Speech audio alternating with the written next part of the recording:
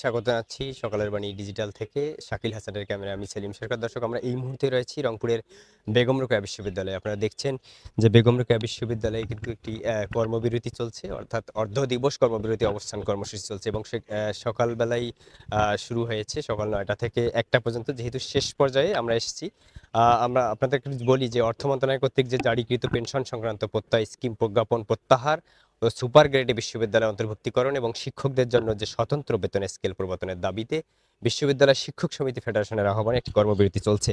আমরা এখানে অনেক শিক্ষক রয়েছেন। আমরা সকাল থেকে দেখেছি তেনারা বসে আছেন এবং সেই কর্মবিরতির ডাকে কিন্তু বেগম রোকেয়া বিশ্ববিদ্যালয়ের যারা শিক্ষক রয়েছেন সকাল থেকেই কিন্তু আছেন।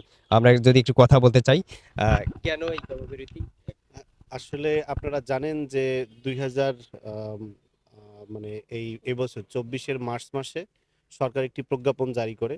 সেই প্রজ্ঞাপনের আওতায় বলা হলো যে বিশ্ববিদ্যালয় সহ সকল স্বায়ত্তশাসিত যারা প্রতিষ্ঠানে কর্মরত আছে তাদের জন্য প্রত্যয় নামে একটি স্কিম নতুন চালু করা হয়।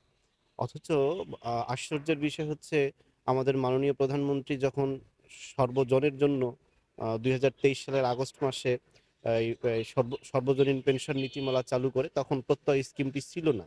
কিন্তু একটি বিশেষ মহলের তাড়নায় এবছরের মার্চ মাসে এসে প্রত্যয় স্কিম চালু করার মাধ্যমে বিশ্ববিদ্যালয়ের শিক্ষকদেরকে এর আওতাভুক্ত করা হলো। তখন থেকে আমরা বিশ্ববিদ্যালয়গুলো মানে বেগম রোকেয়া বিশ্ববিদ্যালয় সহ প্রত্যেকটি বিশ্ববিদ্যালয় তাদের নিজস্ব শিক্ষক সমিতির ব্যানারে এবং বিশ্ববিদ্যালয়গুলোর সমন্বয়ে গঠিত বাংলাদেশ বিশ্ববিদ্যালয় শিক্ষক সমিতি ফেডারেশনের নেতৃত্বে আন্দোলন পরিচালনা করে আসছে।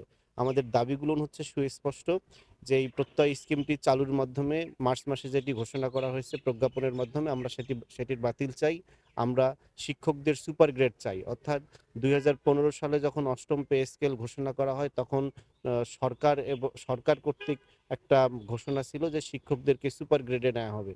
আমরা ২০১৫ সালের যে ঘোষণা ছিল সেই ঘোষণার বাস্তবায়ন চাই এবং সর্বশেষ আমরা শিক্ষকদের জন্য বিশ্ববিদ্যালয়ের শিক্ষকদের জন্য আমরা স্বতন্ত্র বেতন কাঠামো চাই। এই ৩টি দাবি যদি মানা না হয় একটু পরে আমাদের বাংলাদেশ বিশ্ববিদ্যালয় শিক্ষক সমিতি ফেডারেশনের নেতৃত্বে সংবাদ সম্মেলন হবে ঢাকা বিশ্ববিদ্যালয় কেন্দ্রীয়ভাবে।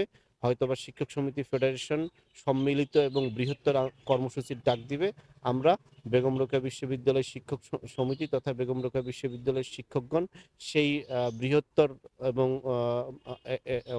এক এক কর্মসূচি আর আওতায় আসব। আমরা তাদের ডাকে সাড়া দিব এবং প্রয়োজনে আমরা বৃহত্তর গণ আন্দোলন গড়ে তুলব আমাদের দাবি বাস্তবায়ন না হওয়া পর্যন্ত।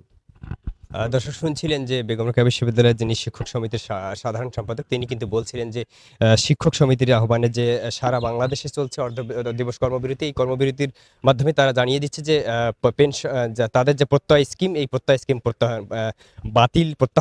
প্রত্যাহার করা এবং ১৫ সালের যে সুপার গ্রেড সেটি প্রত্যয়নের দাবিতে তারা কিন্তু কর্মবিরতি করছে এবং কিছুক্ষণের মধ্যেই তিনি যেটি জানিয়েছে যে ১টার পরেই কিন্তু বিভিন্ন বিশ্ববিদ্যালয়ে যে কর্মবিরতি চলছে সেটি কিন্তু শেষ হবে এবং ১টার পরেই কিন্তু সেন্ট্রাল থেকে একটি ঘোষণা আসবে। সেই ঘোষণার প্রেক্ষিতে কিন্তু আবার কঠোর থেকে কঠোরতম আন্দোলন এবং বড় কোনো কর্মবিরতি বা বড় কোনো অবস্থান কর্মসূচি, বড় কোনো আন্দোলনে যেতে পারে শিক্ষক সমিতি। এবং আমরা দেখেছি যে এর আগেও কিন্তু এই প্রত্যয় স্কিম বাতিলের দাবিতে বেগম রোকেয়া বিশ্ববিদ্যালয়ে এই অবস্থান কর্মসূচি করেছে বিভিন্ন ধরনের দাবি দেওয়া নিয়ে এবং আজকেও ঠিক দেখেছি সকালবেলা থেকেই কিন্তু এই কর্মবিরতি অবস্থান কর্মসূচি চলছে এবং ১টার মধ্যেই কিন্তু শেষ হবে এখানকার শিক্ষক সমিতির যারা আছেন। এবং আরেকটি কথা তিনি বলেছেন যে তাদের যে সুপার গ্রেড সেটি কিন্তু ১৫ সালে করা হয়েছিল। সেটি কিন্তু সেটিও করার দাবিতে তাদের একটা দাবি রয়েছে এবং সেটি কিন্তু এটি কিন্তু শুধু বেগম রোকেয়া বিশ্ববিদ্যালয় নয়, বাংলাদেশের সকল বিশ্ববিদ্যালয়ে এই আন্দোলন কিন্তু অবস্থান কর্মসূচি চলছে এবং বিভিন্ন ধরনের আন্দোলন চলছে এবং তারা এটিও জানিয়েছে যে যদি এ ধরনের কর্মসূচির মাধ্যমে তাদের শুরু হওয়া না হয় সেক্ষেত্রে তারা কঠোর আন্দোলনে যাবে বলে জানিয়েছে।